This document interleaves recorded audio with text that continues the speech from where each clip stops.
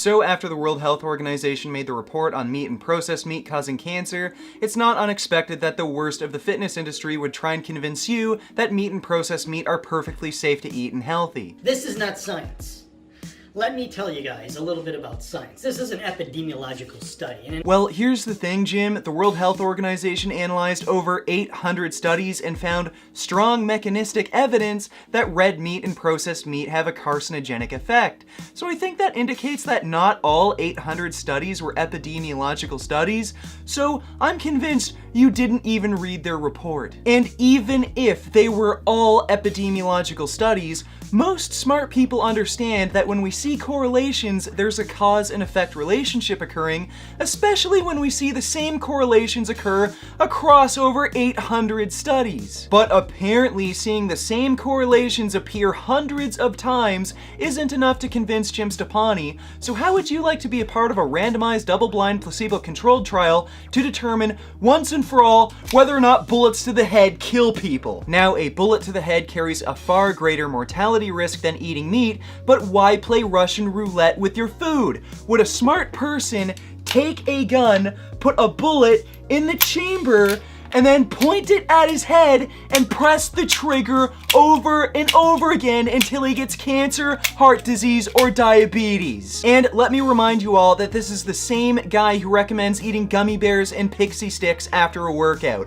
Must I continue? So I can almost guarantee you that when these scientists went into this study, that they wanted to find an increased risk between cancer and processed meats as well as red meats, and they used statistical analysis to make sure that there was significance. Okay, well, we've already established that the WHO reviewed mechanistic data, so this claim you're making that they intentionally manipulated statistics is just plain stupid and ignorant. And what reason would they have to manipulate data? Are you suggesting that they're part of some shady conspiracy spearheaded by the broccoli industry to try and get people to eat less meat?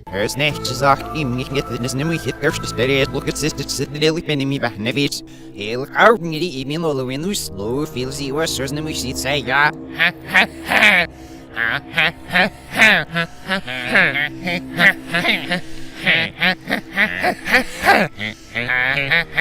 I think I know why you've lost all of your hair. How about we settle things once and for all, and since you need mechanistic data to prove meat is carcinogenic, then here it is. The heme iron found in red meat is a pro-oxidant and induces cytotoxic and inflammatory effects. And would you look at that? When we look at epidemiology, we see heme iron increases risk of cancer, heart disease, and diabetes. Maybe meat causes cancer due to the pro-oxidant effects of heme iron, and maybe different forms of research complement each other to better demonstrate how diseases are caused and how they pose a risk to large populations. But you know what? I'm still not convinced! Animal proteins also putrefy in our colon, creating toxic metabolites, and bowel diseases such as colorectal cancer appear most often in the distal colon, which is the main site of protein fermentation, and epidemiological studies have shown that diets high in meat are associated with colorectal cancer.